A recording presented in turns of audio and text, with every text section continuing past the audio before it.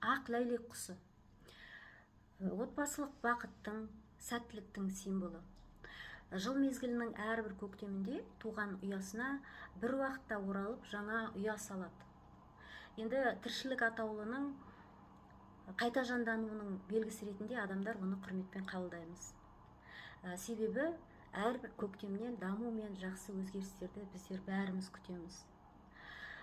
Сіз ойлаған адам өмірді жақсыға өзгертудің бір үлгісіндей көріп сізді сыйлайды және құрмет тұтады.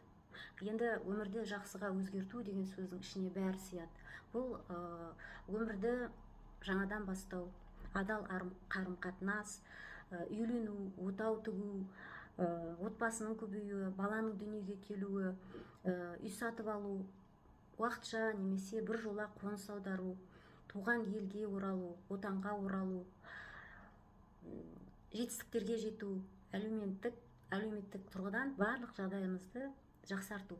Міне, ол адам үшін осындай сіз жақсы өзгерістерге бірге жеткіңіз келетін таза ниетті адамсыз. Ит. Ол адам сізді жақсы дос ретінде таниды, мені қолдайды, қорғайды,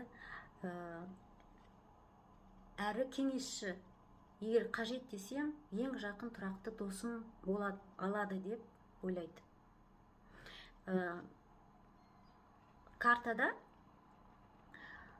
өзінің барлық кейпіменен достық қарым-қатынасты танытып, бір қарғыбауын алып келіп, енді не істесең өзің білесің деп сенім артқан итті көріп тұрмыз. Яғни сізбен ол адамның арасында екеу ара бір шынайы сенім, сүйіспеншілік, өзара көмек, қолдау бар. Яғни ол адам үшін сіз оның тірегісіз және жанындағы серігісіз. Енді жұмыстасыңыз туралы ойлаған болсаңыз, сіз ол адам үшін сенімді серіктессіз, пікірлессіз.